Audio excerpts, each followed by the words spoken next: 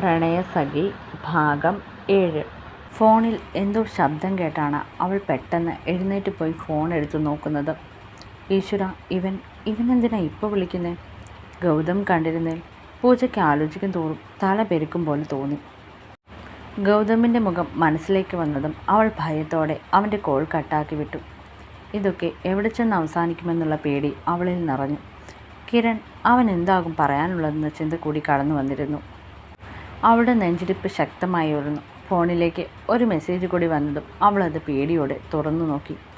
നാളെ കാണണമെന്ന് പറയുന്നതാണ്. നാളെയോ? അതും ഗൗതം എവിടെയുള്ളപ്പോൾ? ഇല്ല, ഒരിക്കലും എനിക്ക് പോകാൻ കഴിയില്ല. എന്തൊക്കെ പറഞ്ഞാലും കല്യാണം കഴിഞ്ഞതിന് ശേഷം ഞാൻ അയാൾ അറിയാതെ ഇങ്ങനെ പോകുന്നത് ഒരിക്കലും ശരിയല്ല. ആരെങ്കിലും കണ്ടാൽ അതോടെ തീരും എല്ലാം. ഞാനൊരു മോശം പെണ്ണാണെന്ന് ആളുകൾ പിന്നെയും പറയാൻ തുടങ്ങും. പൂജയ്ക്ക് എന്ത് ചെയ്യണമെന്ന് അറിയില്ലായിരുന്നു. ഒരാളെ സ്നേഹിച്ചു പോയതിൻ്റെ പേരിൽ ഒരുപാട് പഴി കേട്ടതാണ്. അവളെയും കൈയും കാലുമൊക്കെ വിറയ്ക്കാൻ തുടങ്ങി. അതേസമയം ഗൗതം മുറിയിലേക്ക് കയറി വരുമ്പോൾ കാണുന്നത് ഫോണും പിടിച്ച് കിടക്കുന്ന പൂജയാണ്. അവനെ കണ്ടത് പെട്ടെന്ന് അവൾ ഫോൺ മാറ്റി കണ്ണടച്ച് കിടന്നു. അവൻ വരുന്നതിന് മുന്നേ തന്നെ അവൾ ഫോൺ സൈലൻറ്റ് മോഡിലാക്കിയിരുന്നു. അതുകൊണ്ട് തന്നെ ഇനി കിരൺ വിളിച്ചാലും ഇല്ലെങ്കിലും പേടിക്കേണ്ട. അതുതന്നെ അവളിൽ വലിയൊരു ആശ്വാസമായിരുന്നു. അന്നത്തെ രാത്രി അവൾക്ക് ഉറക്കം നഷ്ടപ്പെട്ടിരുന്നു. ഇടയ്ക്ക് ഗൗതം ഉറങ്ങിയപ്പോൾ അവൾ ഫോൺ എടുത്തു നോക്കി. കിരൺ താൻ അങ്ങോട്ട് ചെന്നില്ലെങ്കിൽ ഇങ്ങോട്ട് വരുമെന്ന് പറഞ്ഞുള്ള ലാസ്റ്റ് മെസ്സേജ് വായിച്ചതും അവൾ വിയർത്തുപോയി. എങ്ങനെ ഇതിൽ നിന്നൊക്കെ പുറത്തു വരുമെന്ന് അവൾക്കറിയില്ലായിരുന്നു. താലികെട്ടിന് 1 മിനിറ്റ് മുമ്പെങ്കിലും അവൻ ഈ ധൈര്യം കാണിച്ചിരുന്നതിൽ ഇങ്ങനെയൊന്നും ആകുമായിരുന്നില്ല തൻ്റെ ജീവിതം. പക്ഷേ അവനത് ചെയ്തില്ല. കാത്തിരുന്ന് കരഞ്ഞു തീർത്തും ഒടുക്കം മറ്റൊരുവന് താലി വീണപ്പോൾ അവൻ വന്നേക്കുന്നു. പൂജയ്ക്ക് ദേഷ്യമായിരുന്നു. കിരണിനെ അവൾ അത്രയ്ക്ക് സ്നേഹിച്ചിരുന്നു. അവസാന നിമിഷമെങ്കിലും അവൻ വരുമെന്ന് കരുതി അവൾ കാത്തിരുന്നു. അവന് വേണ്ടി സ്വന്തം വീട്ടുകാരൻ പോലും അകറ്റേണ്ടി വന്നു. നാട്ടുകാർക്കും മറ്റുള്ളവർക്കും മുന്നിൽ പരിഹാസപാത്രമായി നിൽക്കേണ്ടി വന്നു. എല്ലാ രീതിക്കും അവൾക്ക് തന്നെയായിരുന്നു നഷ്ടങ്ങൾ. ഇനി കിരണിനെ കാണാതെ മറ്റൊരു വഴിയുമില്ല. അവനെ കാണുന്നതായിരുന്നില്ല അവളുടെ പ്രശ്നം. ഗൗതം അവനിതറിഞ്ഞാൽ ഒരു കള്ളവും അധിക നാൾ മൂടിവെക്കാൻ കഴിയില്ലെന്ന് കേട്ടിട്ടുണ്ട്. കിരണിനെ തന്നോട് പറയാനുള്ളത് എന്താണെന്ന് അറിയണമെന്നുണ്ട്. ഒന്നുമില്ലാതെ അവൻ മാറി നിൽക്കുമെന്ന് വിശ്വസിക്കാനും കഴിയുന്നില്ല. ചതിച്ചെന്ന് ഈ നിമിഷം വരെ ചിന്തിക്കാനും. പക്ഷെ ഭയമാണ്. ഇനി എന്തെങ്കിലും ഒരു വീഴ്ച തൻ്റെ ഭാഗത്തു നിന്നുണ്ടായാൽ പിന്നെ മരണമല്ലാതെ മറ്റൊരു വഴിയില്ല മുന്നിൽ. എല്ലാവരാലും വെറുക്കപ്പെട്ട് ഇങ്ങനെ ജീവിക്കുന്നത് നല്ലത് അതുതന്നെയാണ്. പൂജയ്ക്ക് വല്ലാത്ത സങ്കടം തോന്നി. ജീവിതത്തിൽ ഒട്ടും പ്രതീക്ഷിക്കാതെ എന്തൊക്കെയാണ് താൻ അനുഭവിക്കേണ്ടി വരുന്നത്. ഗൗതം ഒരു നല്ല മനുഷ്യനായിരുന്നെങ്കിൽ അവനോട് തൻ്റെ പ്രയാസങ്ങളെങ്കിലും തുറന്നു പറയാമായിരുന്നു. ഇതെന്തെങ്കിലും പറയാൻ പറ്റുമോ? പറയാൻ ചെന്നാൽ കടിച്ചു കയറാൻ നിൽക്കുന്ന ആളോട് എങ്ങനെയാ ഒന്ന് പറയുന്നേ? പെട്ടുപോയ അവസ്ഥ. ഒരുപാട് വൈകി ഉറങ്ങിയതുകൊണ്ട് രാവിലെ എഴുന്നേൽക്കാനും പൂജ വൈകി. രാവിലെ നേരം വൈകി എഴുന്നേറ്റതും തലേന്ന് നടന്ന കാര്യങ്ങളെല്ലാം കൊണ്ടും ആകെ വല്ലാത്തൊരു ദിവസമായിരുന്നു അവൾക്ക്. രാവിലെ തന്നെ കിരൺ കിടന്ന് വിളിക്കുന്നുണ്ട് അവളെ. ഞാൻ ഗൗതമിൻ്റെ വീട്ടിലാണെന്ന് അവൻ അറിയില്ലേ? എന്നിട്ടും ഇങ്ങനെ കിടന്ന് വിളിക്കുന്നത് കാണുമ്പോൾ ദേഷ്യവും വിഷമവും ഒരുപോലെ വരികയാണ്. രാവിലെ മുതൽ ഗൗതം റൂമിലില്ലാത്ത കൊണ്ട് തന്നെ അതൊരു സമാധാനമായിരുന്നു. എന്തായാലും എങ്ങനെയും കിരണിനെ കാണാൻ പോകണം. അല്ലെങ്കിൽ അവൻ ചിലപ്പോൾ ഇങ്ങോട്ട് കയറി വരും. അവന് പറയാനുള്ളത് എന്താണെന്ന് വെച്ചാൽ കേൾക്കണം. അവളൊരു നെടുവീർപ്പോടെ റൂമിന് പുറത്തേക്ക് ഇറങ്ങിപ്പോയി. ഗൗതത്തിന് ശബ്ദം താഴെ കേൾക്കുന്നുണ്ട്. ശ്വാസമൊന്ന് വലിച്ചു വിട്ടവൾ പതിയെ അങ്ങോട്ടേക്ക് നീങ്ങി.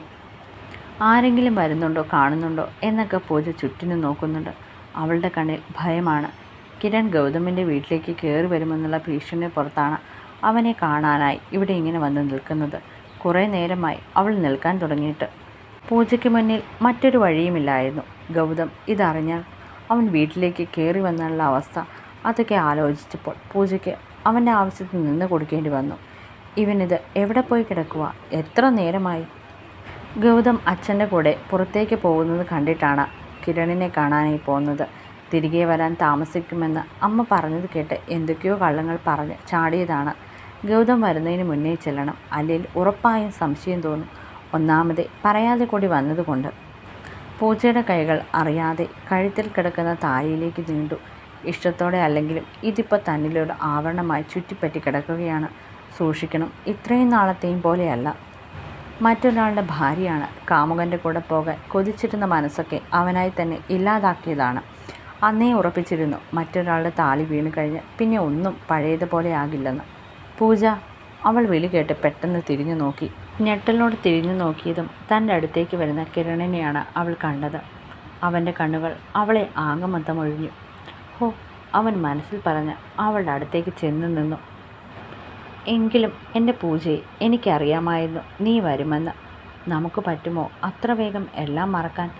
അവളുടെ കവിളിലേക്ക് കിരണിൻ്റെ കൈകൾ നീണ്ടുവന്നതും പൂജ അസ്വസ്ഥതയോടെ അവനിൽ നിന്ന് ഒഴിഞ്ഞു മാറി. കിരൺ പെട്ടെന്നുള്ള അവളുടെ പ്രവൃത്തി കണ്ട് അവൾ കാണാതെ മുഷ്ടി ചുരുട്ടി തൻ്റെ ദേഷ്യം കടിച്ചമർത്തി. ഇത്ര പെട്ടെന്ന് നീ കുലസ്ത്രീയായോ? ഇല്ല, ഞാൻ സമ്മതിക്കില്ല നീ മറ്റൊരുത്തൻ്റെ കൂടെ അങ്ങനെ സന്തോഷമായി ജീവിക്കാൻ. അവളെ നോക്കി വല്ലാത്തൊരു ഭാവത്തിൽ മുരണ്ടവൻ. പൂജ തിരിഞ്ഞു നിന്നുകൊണ്ട് അവളിതൊന്നും കണ്ടില്ല. പൂജ, നിനക്കെന്നോട് ദേഷ്യമാണോ? ഞാൻ വേണ്ട കിരൺ, അതൊക്കെ കഴിഞ്ഞു പോയ കാര്യങ്ങളല്ലേ. ഇങ്ങനെ നടക്കാനാവും വിധി. അവളുടെ ശബ്ദം മാറി. കിരണിനെ അവൾ സ്നേഹിച്ചത് അവൻ്റെ കൂടെ ജീവിക്കാൻ ആഗ്രഹിച്ച് തന്നെയായിരുന്നു. അതിൻ്റെ പേരിൽ ഒരുപാട് പ്രശ്നങ്ങൾ നേരിടേണ്ടി വന്നെങ്കിലും അവസാന നിമിഷം വരെ അവൾ കാത്തിരുന്നു. അവൻ വരുമെന്ന് കരുതി. എന്തൊക്കെ തടസ്സങ്ങളുണ്ടായാലും അവൻ തന്നെ തൻ്റെ കഴുത്തിൽ താലി കെട്ടുമെന്ന് കരുതി പ്രതീക്ഷയോടെ കാത്തിരുന്നു. പക്ഷേ ആ മണ്ഡപത്തിൽ ഗൗതമിൻ്റെ താലി തൻ്റെ കഴുത്തിൽ വീണ നിമിഷം അവനെ ഒട്ടും അംഗീകരിക്കാൻ പറ്റില്ലെന്ന് അറിയാമായിരുന്നിട്ടും കഴുത്തിൽ വീണ താലി കളങ്കപ്പെടുന്ന രീതിയിൽ ഒന്നും തൻ്റെ ഭാഗത്തുനിന്ന് ഇനി ഉണ്ടാവില്ലെന്ന് കൂടി തീരുമാനിച്ചിരുന്നു. കിരണിനെ മറക്കാനും തനിക്ക് അത്ര വേഗം കഴിയില്ല. ആകെ വല്ലാത്തൊരു മാനസികാവസ്ഥയിലൂടെ കടന്നു പോവുകയായിരുന്നു പൂജ. വിധി. കിരണിൻ്റെ മുഖത്തൊരു പുച്ഛം നിറഞ്ഞു. അങ്ങനെ ഒരു വിധിക്കും നമ്മളെ പിരിക്കാൻ കഴിയില്ല പൂജ.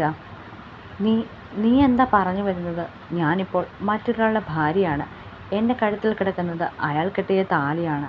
ഇതെൻ്റെ കഴുത്തിൽ വീഴുന്നതിന് 1 മിനിറ്റ് മുമ്പെങ്കിലും വന്നിരുന്നെങ്കിൽ ഞാൻ നീ ഇപ്പോൾ പറഞ്ഞതുപോലെ ഒരു വിധിക്കും നമ്മളെ പിരിക്കാൻ കഴിയുമെന്നുള്ള വിശ്വാസത്തോടെ നിൻ്റെ കൂടെ ഇറങ്ങി വന്നേന്. പക്ഷേ ഇപ്പോൾ നീ പറയുന്നത് ശരിയല്ല. ഞാനതിന് സമ്മതിക്കില്ല പൂജ. അവൻ കുറച്ച് ഉച്ചത്തിൽ അവളുടെ പേര് വിളിച്ചു.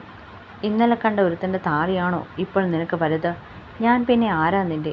ഇത്രയും ദിവസം നിന്നെ കാണാതെ കരഞ്ഞും വിഷമിച്ചും നടന്ന് ഞാൻ പിന്നെ ആരാണ് പൂജ? പൂജയ്ക്ക് അവനോട് എന്തു പറയണമെന്ന് അറിയില്ലായിരുന്നു. അവനെ വേദനിപ്പിക്കുന്നതാണ് താനിപ്പോൾ പറയുന്നതൊക്കെ. എന്നാലും ഒരു കാര്യമുണ്ട്, അവൻ എന്തുകൊണ്ട് ഇതെൻ്റെ കഴുത്തിൽ വീഴുമെന്ന് ഇതുവരെ വന്നില്ല? അത്രയും ദിവസം ഞാൻ അനുഭവിച്ച വേദനയും വിഷമവും ഇവനുണ്ടായതിൽ എന്നെ മറ്റൊരുത്തിന് വിട്ടുകൊടുക്കുമായിരുന്നോ ഇവൻ? പൂജ, എനിക്കറിയാം നിൻ്റെ മനസ്സിൽ എന്താണെന്ന്. ഞാൻ മനഃപൂർവ്വം നിന്നെ വിളിച്ചുകൊണ്ട് പോകാൻ വരാതെ ഇരുന്നതല്ല. പോലീസ് സ്റ്റേഷനിൽ നിന്ന് ഇറങ്ങിയപ്പോൾ തന്നെ എന്നെ ആരൊക്കെയോ ചേർന്ന് തട്ടിക്കൊണ്ടുപോയി. ആരാണെന്നൊന്നും എനിക്കിപ്പോഴും അറിയില്ല. നിൻ്റെ കല്യാണം വരെ അവരെന്നെ പൂട്ടിയിട്ടേക്കുമായിരുന്നു. കല്യാണം കഴിഞ്ഞ് അന്നാണ് എന്നെ അവർ തുറന്നു വിട്ടത്. നീ ഇത് കണ്ടോ? അവൻ പറയുന്നതെല്ലാം കേട്ട് നിന്നവളുടെ കണ്ണുകൾ അവൻ കൈ ചൂണ്ടിയ ഭാഗത്തേക്ക് നീണ്ടു. അവരെ ഞാൻ ഒന്ന് എതിർത്തതിന് കിട്ടിയതാ. എന്നെ കെട്ടിയിട്ടേക്കുവാണെങ്കിലും ഞാൻ നോക്കിയതാ എങ്ങനെയെങ്കിലും ഊരിപ്പോരാൻ. അതിന് ശ്രമിക്കുന്നതിനിടയിൽ കൂട്ടത്തിലുള്ള ഒരുത്തൻ കത്തിക്കൊണ്ട് വരഞ്ഞു വിട്ടതാ. എനിക്ക് നീ ഇല്ലാതെ ജീവിക്കാൻ പറ്റില്ലെന്ന് അവരോട് ആവർത്തിച്ച് ഞാൻ പറഞ്ഞതാ, പക്ഷെ കേട്ടില്ല. കിരൺ പറഞ്ഞ ഭാഗത്തേക്ക് അവൾ നോക്കി. അവൻ പറഞ്ഞതുപോലെ ഒരു മുറിവാണ് കഴുത്തിലുള്ളത്. അവൾ അതിലേക്ക് ഒന്ന് സൂക്ഷിച്ചു നോക്കി. പിന്നെ അവനെയും. എന്തൊക്കെ പറഞ്ഞിട്ടും ചെയ്തിട്ടും അവരെന്നെ വിട്ടില്ല. അവരുടെ ഉദ്ദേശം നിന്നെയാ, ആ മോനെ കൊണ്ട് കെട്ടിക്കുക എന്നായിരുന്നു. ആ കല്യാണം നടക്കാൻ വേണ്ടി ആരോ അവർക്ക് കൊട്ടേഷൻ കൊടുത്തതാണ് പോലും. ആര്? ഒരു നിമിഷം പൂജയുടെ മനസ്സിലേക്ക് ഗൗതമിൻ്റെ മുഖം തെളിഞ്ഞു വന്നു. അയാളാണോ ഇനി? നിൻ്റെ കല്യാണം കഴിഞ്ഞെന്നറിഞ്ഞപ്പോൾ ശരിക്കും അന്ന് ഈ മുറിവ് കുറച്ചുകൂടി ആഴത്തിൽ അവനൊക്കെ വരഞ്ഞു വിട്ടാൽ മതിയായിരുന്നു തോന്നി. ഒരു നിമിഷം മരിച്ചാൽ മതിയെന്ന് ഞാൻ ആഗ്രഹിച്ചു പോയി പൂജ. അങ്ങനെയാണെങ്കിൽ എനിക്കിതുപോലെ വിഷമിക്കേണ്ടി വരില്ലായിരുന്നല്ലോ. സ്നേഹിച്ച പെണ്ണ് മറ്റൊരുത്തൻ്റെ ഭാര്യയായി ജീവിക്കേണ്ടി വരുന്നത് കാണേണ്ടി വരില്ലായിരുന്നല്ലോ. നിന്നെ ഇങ്ങനെ മറ്റൊരാളുടെ താലിയും കഴുത്തിലിട്ട് ഇങ്ങനെ കാണേണ്ടി വരിക. കിരൺ സങ്കടം ഭാവിച്ചുകൊണ്ട് മറ്റെങ്ങോ നോക്കി പറഞ്ഞു. പൂജയ്ക്ക് അവനോട് അലിവ് തോന്നി. പുറമേ കാണിച്ചില്ലെങ്കിലും അവനേക്കാൾ താൻ ഈ കാര്യത്തിൽ വേദനിക്കുന്നുണ്ട്. നനഞ്ഞു കഴിഞ്ഞാൽ പിന്നെ ആകമൊത്തം കുളിരാണെന്ന് പറയും പോലെ ഇപ്പോൾ ആകെ ഒരു നിസ്സംഗതയാണ്. ഒരൊഴുക്കിനൊത്ത് അങ്ങ് നീന്തുന്നു. അല്ലാതെ പ്രത്യേകിച്ച് ഒന്നും തന്നെയില്ല. ജീവിതത്തിൽ മുന്നോട്ടൊരു ലക്ഷ്യം പോലും ഇല്ലാത്ത അവസ്ഥ. ആരുടെയൊക്കെയോ കണക്കൂട്ടലുകൾ അനുസരിച്ച് മാത്രം നീങ്ങിക്കൊണ്ടിരിക്കുന്നു. ജീവിതമേ ഇല്ലാതായി പോയതുപോലെ. എല്ലാ പ്രതീക്ഷകളും അവസാനിച്ചു പോയൊരു ജീവിതമാണ് ഇപ്പോൾ തനിക്കുള്ളത്. മുന്നോട്ട് എങ്ങനെയെന്നറിയില്ല. പൂജ, നീ ഇങ്ങനെ സംസാരിച്ചാലും ഞാൻ നിന്നെ വിട്ടുപോകുമെന്ന് കരുതണ്ട നീ. എനിക്ക് നീയില്ലാതെ ഒരിക്കലും ജീവിക്കാൻ കഴിയില്ല. കിരണിൻ്റെ വാക്കുകൾ കേട്ട് പൂജ വല്ലാത്തൊരു വിഷമത്തോടെ അങ്ങനെ നിന്നു. തുടരും. അടുത്ത പാർട്ട് നാളെ ഇടാം. വായിക്കുന്നവർ കമൻറ്റ് ചെയ്യാൻ മറക്കരുത്. കമൻ്റ് ഇടുവാണെങ്കിൽ ഡെയിലി പോസ്റ്റ് ചെയ്യാം.